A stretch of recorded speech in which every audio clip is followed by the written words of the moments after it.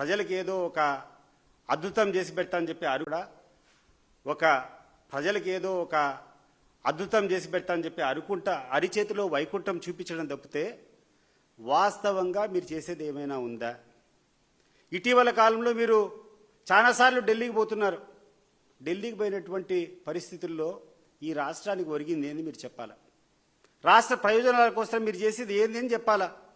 మీ స్వలాభాల కోసము, మీ స్వార్థం కోసము మీ యొక్క పర్యటనను దుర్వినియోగం చేస్తున్నారు తప్పితే మరి ఆల్మట్టి విషయం ఈరోజు జరుగుతూ ఉంటే మీరు జలవనరుల శాఖ మంత్రిని కలిశారా?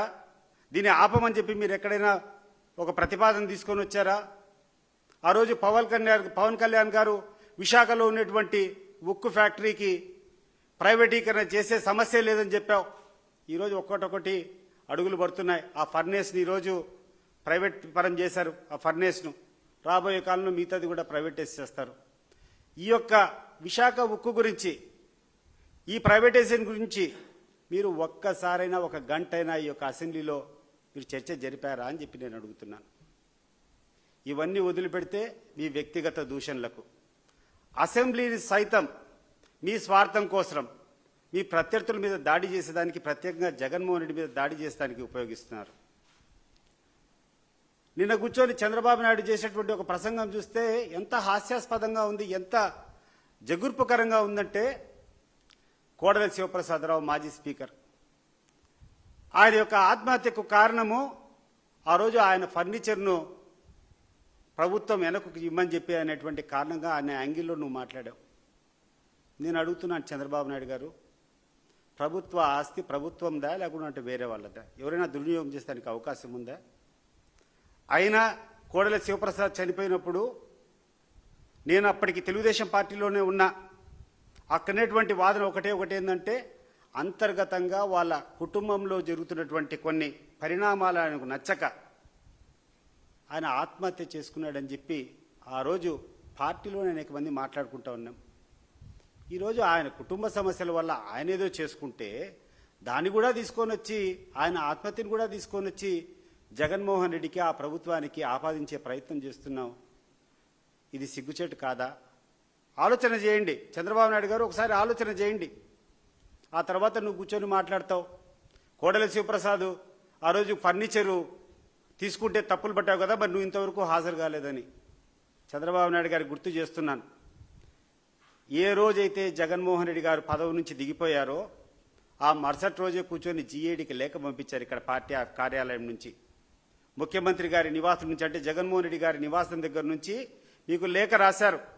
అయ్యా, ప్రభుత్వానికి సంబంధించినటువంటి ఫర్నిచర్ అంతా ఉంది, మీరు దీన్ని స్వాధీనం చేసుకోండి, మీరు వెంటనే మీరు తీసుకొని పోండి అని చెప్పారు. మా యొక్క పార్టీ ఇన్ఛార్జ్ అప్పిరెడ్డి గారు అనేక లెటర్లు రాశారు మీకు జీఏడీకి.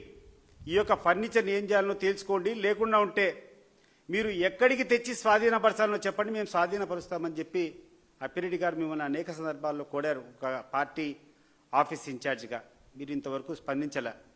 మీరు స్పందించకుండా ఉంటే ఆఖరికి కోర్టుకు పోయినాం. వైఎస్ఆర్ కాంగ్రెస్ పార్టీ తరఫున ఇక్కడనేటువంటి ఈ ఫర్నిచర్ని ఏం చేయాలయా మేము అని చెప్పి కోర్టును కోరినాం. ఇంత దౌర్భాగ్యమైన పరిస్థితిలో మీరుండి ఫర్నిచర్ హ్యాండ్ ఓవర్ చేసుకోనంటే ఫర్నిచర్ హ్యాండ్ ఓవర్ చేసుకోకుండా పైపెచ్చు కోడెల శివప్రసాద్ గారిని ఫర్నిచర్ అడిగితే ఆయన ఆత్మహత్య చేసుకున్నారని చెప్పి జగన్మోహన్ రెడ్డి గారికి ఆపాదిస్తున్నారే, ఇది నీతిమాలిన పని కాదా చంద్రబాబు నాయుడు గారు అని అడుగుతున్నా. గడిచిన 9 రోజులు జరిగినటువంటి శాసనసభ చర్చల్లో ఆ యొక్క ఎమ్మెల్యేలు మాట్లాడేటువంటి తీరు చూస్తే నవ్వుకుంటాడారు. ఇంతకుముందు బాగా రేటింగ్ ఉండేది. అసెంబ్లీ సమావేశాలు జరుగుతూ ఉంటే చాలామంది అసెంబ్లీలో ఏం జరుగుతుందో అని చెప్పి చూసే వాళ్ళు ఉన్నారు. కానీ ఈరోజు చంద్రబాబు నాయుడు గుర్తుపెట్టుకోండి, ఎవ్వడు అసెంబ్లీలో జరిగేటువంటి ప్రొసీడింగ్స్ చూడాలంటే ఇష్టం కూడా పడడం లేదు. ఎందుకంటే ప్రతిపక్షం అనేది లేకుండా చేశావు. నేను అడుగుతున్నాను చంద్రబాబు నాయుడు గారిని, అయ్యా నీ బాధ్యత కాదా అపోజిషన్ పార్టీని ఎప్పుడైనా వాళ్ళు చర్చలు జరిగేటప్పుడు ఏదైనా చేస్తే అక్కడేటువంటి చీఫ్ విప్పులు వచ్చి చర్చలు జరిపి అపోజిషన్ వాళ్ళను హౌస్లోకి తీసుకొని వచ్చేటువంటి కార్యక్రమాలు గతంలో జరిగేటి మీకు గుర్తులేదా? ఎందుకంటే ఒక శాసనసభ ప్రత్యేకించి ప్రతిపక్షం లేకుండా ఆ సభకు ఎటువంటి శాంక్టిటీ లేదు. ప్రతిపక్షం యొక్క వాదన లేకుండా, ప్రతిపక్షాల యొక్క విమర్శన లేకుండా ఆ యొక్క సభ జరుగుతుందంటే ప్రజల యొక్క సమస్యలు ఏ రకంగా పరిష్కారం అవుతాయో ఇటీవల జరిగినటువంటి 9 రోజుల యొక్క దినచర్యలు చూస్తే అర్థమవుతోంది. అసెంబ్లీలో కూర్చొని ఒక ఆయన కండ్లపైన తలపైన అద్దాలు పెట్టుకొని జోబీలో ఇట్లా చేతులు పెట్టుకొని మాట్లాడేటటువంటి సాంప్రదాయం ఎవరిచ్చారండి వీళ్ళకి ధైర్యము? నేను అడుగుతున్నాను స్పీకర్ గారు, అటువంటి హావభావాలు ఎవరన్నా ప్రదర్శిస్తే ఇమీడియట్గా వాళ్ళు సస్పెండ్ చేసేటువంటి బాధ్యత మీకు లేదా? సభ యొక్క గౌరవాన్ని నిలబెట్టేటువంటి బాధ్యత లేదా అని చెప్పి నేను అడుగుతున్నాను. ఆయన కూర్చొని బాలకృష్ణ గారు, చంద్రబాబు నాయుడు గారేమో కూర్చొని కోడెల శివప్రసాద్ గారికి ఆత్మహత్య ఉదంతాన్ని జగన్మోహన్ రెడ్డి గారికి అంటగట్టాలని ప్రయత్నం చేస్తే, ఈ బాలకృష్ణ గారు కూర్చొని ఆ రోజు జగన్మోహన్ రెడ్డి గారు ముఖ్యమంత్రిగా ఉండేటప్పుడు చిరంజీవిని లేకుండా ఉంటే సినిమా ఇండస్ట్రీని అంతా అవమానపరిచారని చెప్పి ఒక చౌకబారు అంటే సైకో అనే రకంగా జగన్మోహన్ రెడ్డిని మాట్లాడారు.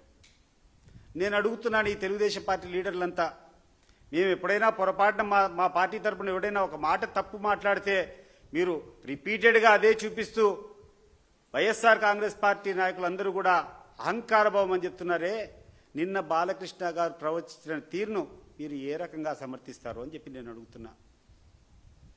ఈ యొక్క తెలుగుదేశం పార్టీ వాళ్లకు అవసరం ఉండేటప్పుడు ఒకటి, అవసరం తీరిన తర్వాత మరొకటి.